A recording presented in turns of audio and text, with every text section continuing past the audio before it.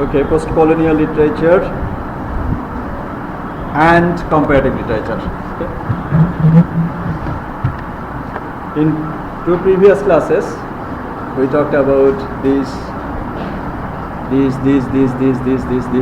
Okay, we talked about Shikano literature, Shikano language, and others. Okay, and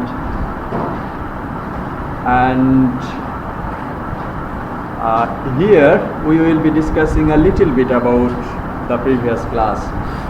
That means the comparative literature and the literature in post-colonial countries. America, Mexico, Canada, they were the part of colonizers, Spain, France, okay? And Chicano readers with their Spanish and English background and the development of Poso, the dialect of Spanish spoken by Chicanos. Chicano kara jara Mexico te America এসেছে তারা কয়েকটা ভাষায় কথা বলে একটা ডায়ালেক্টে কথা বলে সেটার নাম হলো পোসো and that dialect was derived from Spain and English background as well as Mexican background.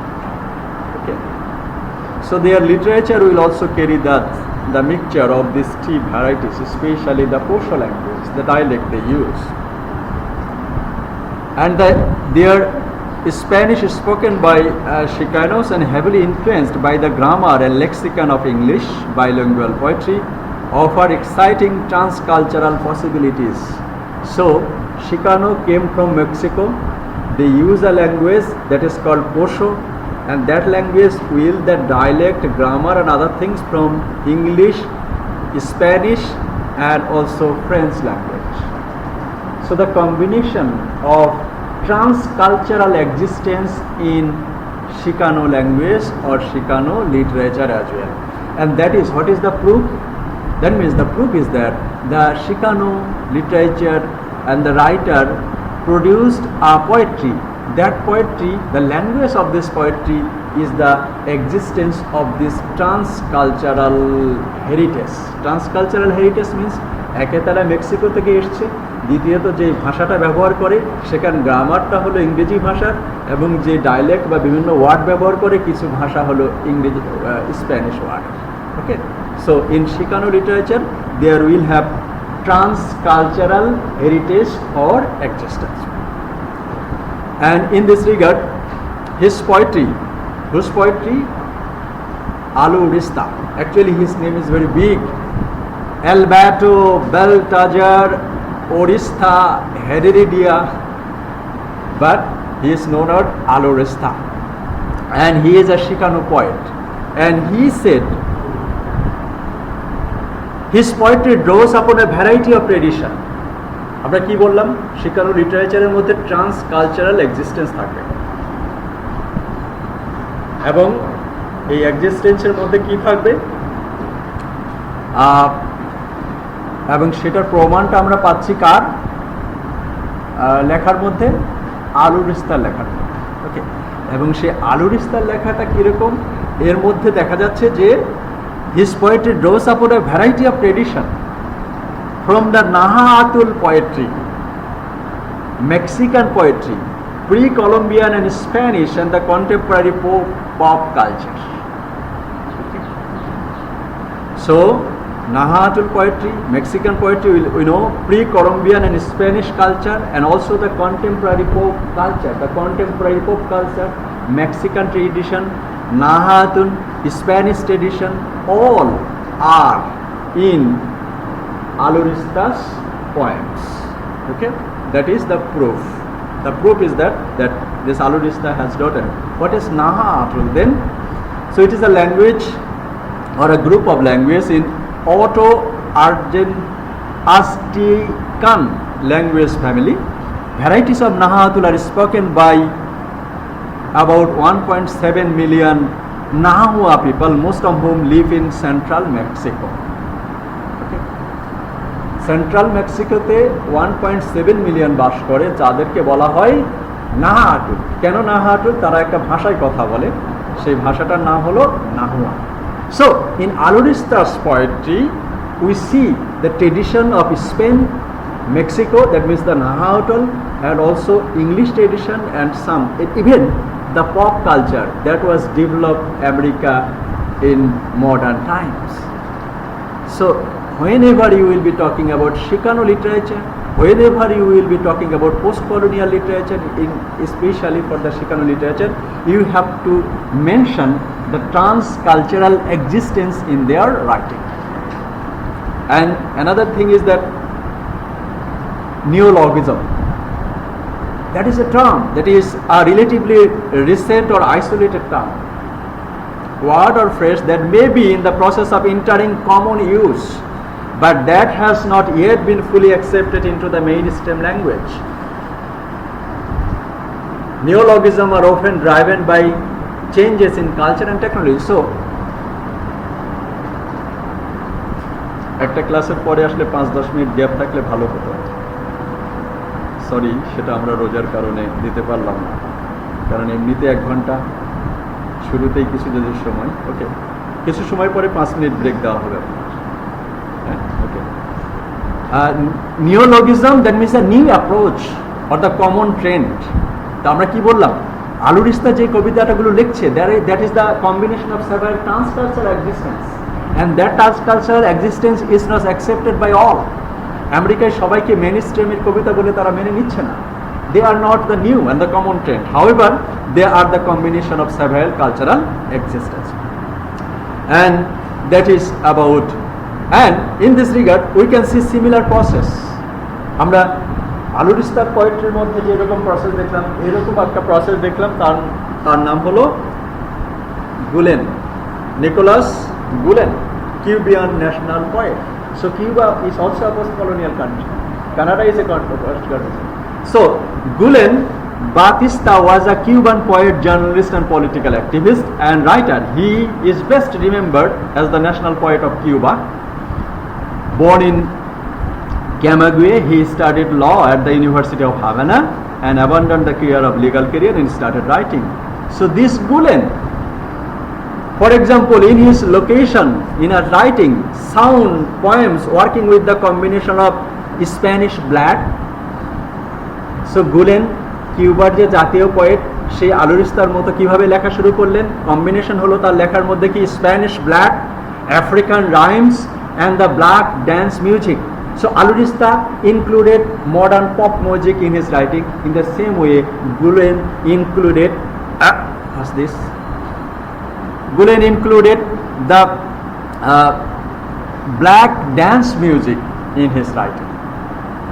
Okay, so we are discussing that in post-colonial literature, naturally the literature what we see, that is the combination of several cultural background and linguistics background, and this is 2 examples, Alurista and also Gulen. And we have seen another example, that is the Carpentier. Agio Carpentier, a Cuban novelist, and he a volume of Cuban novelist, essayist, and musicologist who greatly influenced by Latin American literature and during his famous boom period. So this Carpentier, actually, and for this reason, naturally I find interest in teaching comparative literature. That means you have to go beyond the traditional way of reading the summary, themes, and structure. Okay. You will be sharpening, you will be flying from one place to another, from Carpenter, from Gulen, from Alurista. Okay, so this writer Carpentier, the same spirit, Carpentier's autographical protagonist who goes back in time and into his own soul and is the musicologist, led to the primal forces of his origins ostensibly by the search of primitive instrument. So next time in Carpentier's writing we have seen the influence of music. In Alurista we have seen the influence of pop music. In case of the writing of the Gulen, we have seen the modern black dance, and in Gulen and Carpentier's writing we have seen the musicologist. Okay, so these are the various or multifarious characteristics of post-colonial literature that we can discover through the wings of comparative literature. So Gulen and Carpentier wrote in Spanish, and Francophone poet Aimé Césaire. Then we see another great writer, Aimé Césaire, a French poet, an Afro-Caribbean author, politician from the region of Martinique. He was one of the founder of the Negritude movement. Negritude movement will have some historical, political and cultural importance. In the same way, the historical, cultural and the political all importances were discovered by Aimé Césaire. His name is very big, Aimé Ferdinand David Césaire.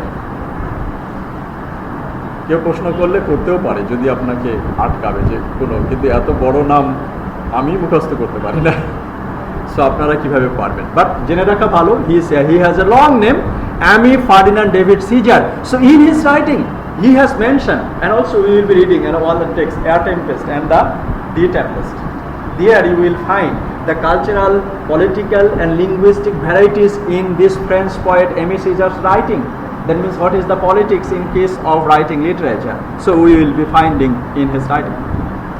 So Aimé Césaire, like them means Gulen, আলিরুস্তা এবং কার্পেন্টিয়ারের মতো কি করলো, of an African song rhymes attempting to create a lost ancestral heritage, and in the process of transforming a European language through the use of non-European rhythmic pattern.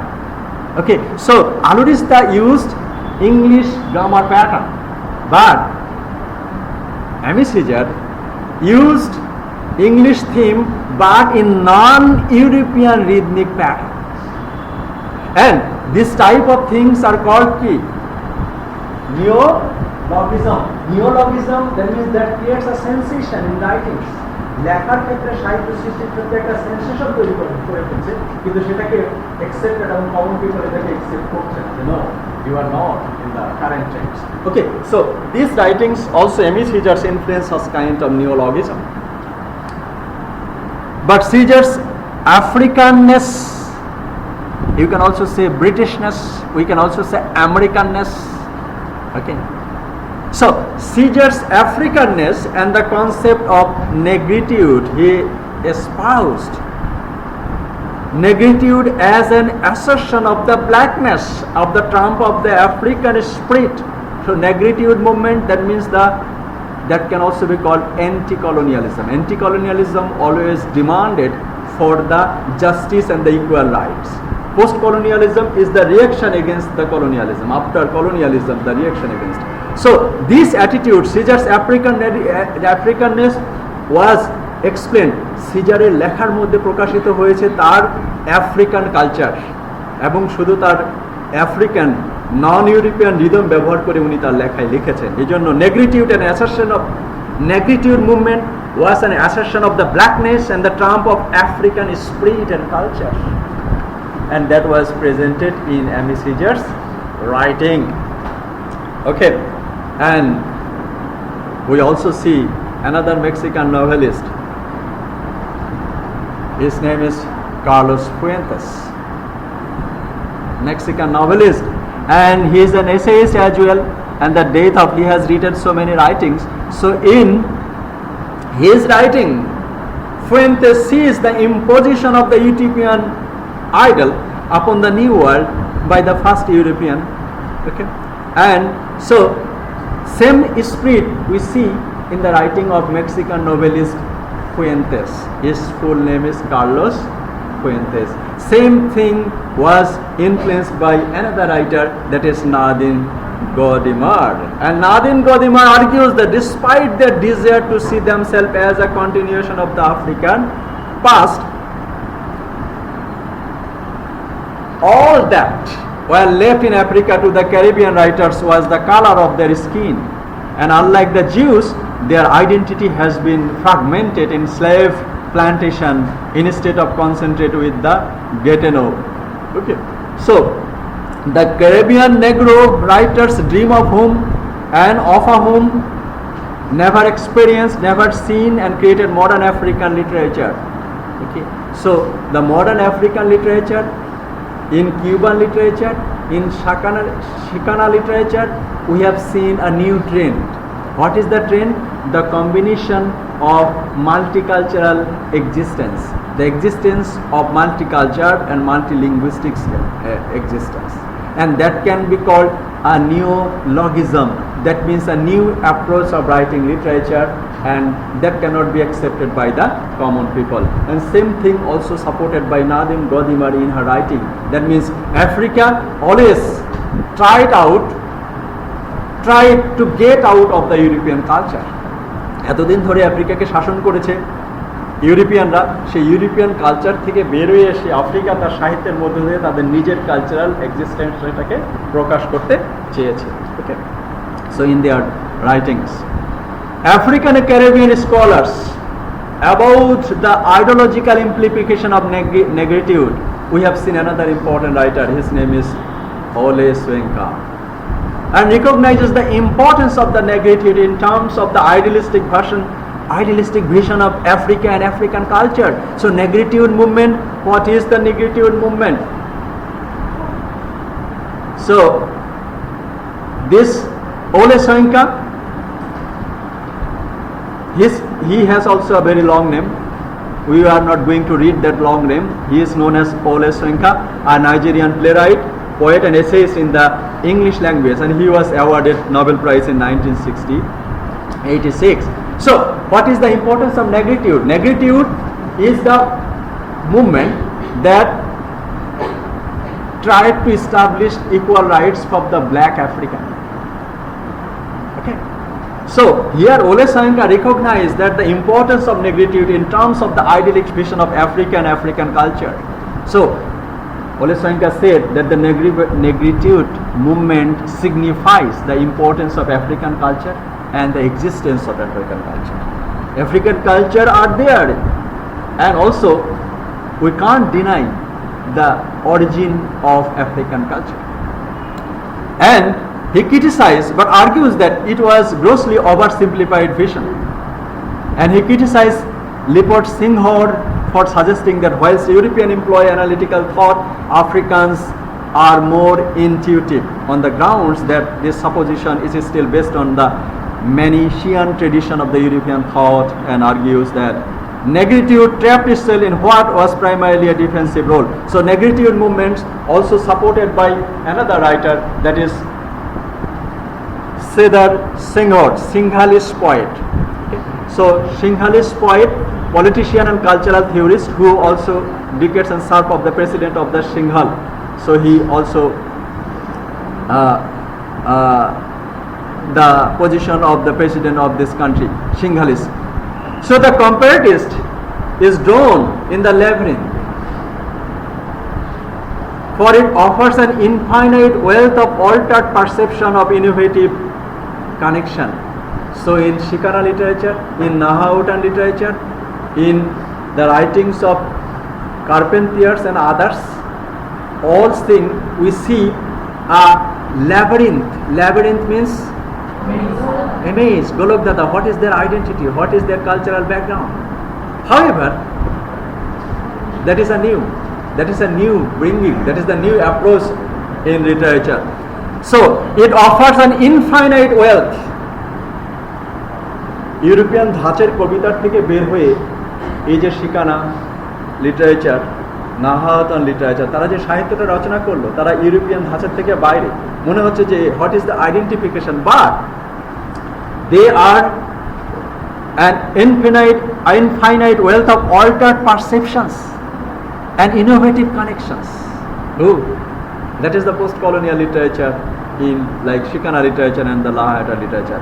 A comparative literature that starts with the high canon of European culture, offers precisely defined pathways, routes and markers along which the scholar can travel safely between predetermined periods, cells and literary convention. But the labyrinth offers so many more possibilities. So the labyrinth offers so many possibilities. So the literature produced by the post-colonial writer, the writer from Cuba, the writer from Mexico, the writer from Chicana, they produce a variety of possibilities. That means the new aspect of literature, not following the European tradition, but that a tradition that can be called neologism. That means the new trends of writing poetry and literature.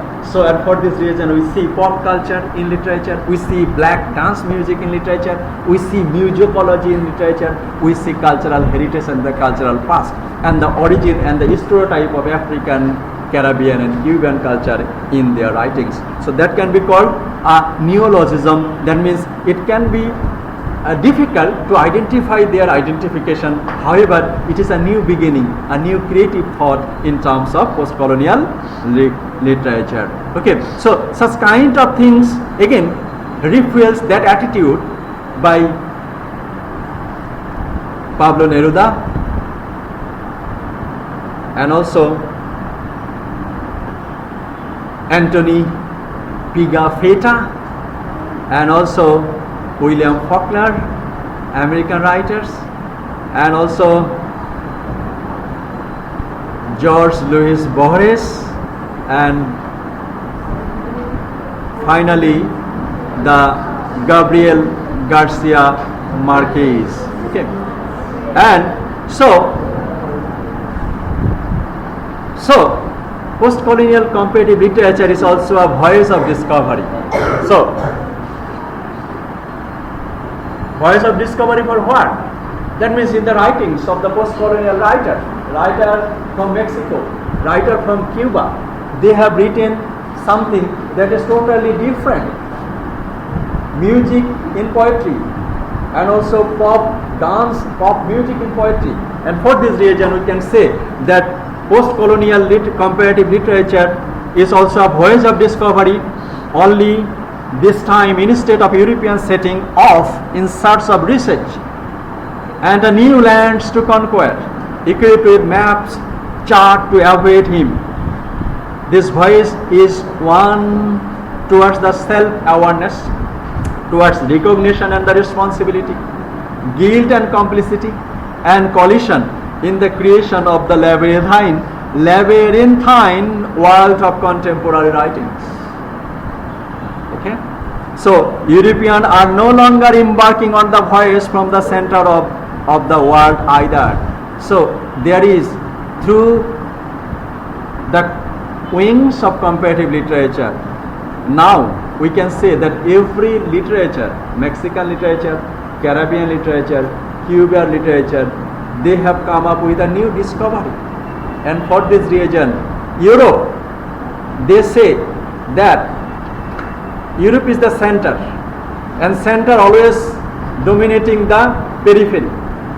But with the discovery of the post-colonial literature, with the discovery of the neologism in the writings written by the post-colonial writers like Cuban, Mexican and Chicana writers, that is, the Europe is in the center, that idea is not existed.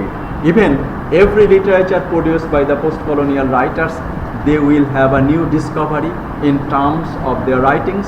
In some cases they followed the European rhythms, but in many cases they followed their own rhythm, that means non-European rhythm and meters in writing poetry.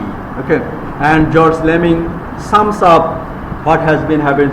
So there is a tendency, George Lemming also, there is a tendency to speak of colonialism as thought it were exclusively a black experience.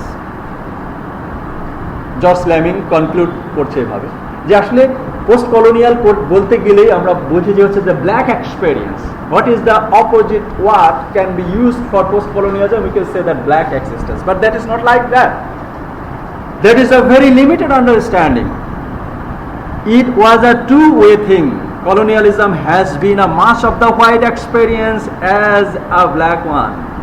So colonialism, not only the black experience, the experience of the black American. In a previous class we have got, they have said that I have the spirit of an eagle and I have also spirit of the serpent. That means I have the heritage, both the colonizer and both the colonized. In the same way, post-colonial literature is a new discovery. That is not only the black culture, that would be the combination of black and white culture with the combination of two cultural existence, we see a new literature that can be called neologism in literary perspectives, and that is possible through the discovery of comparative literature and through the discovery of cultural literature, post-colonial literature. Okay, so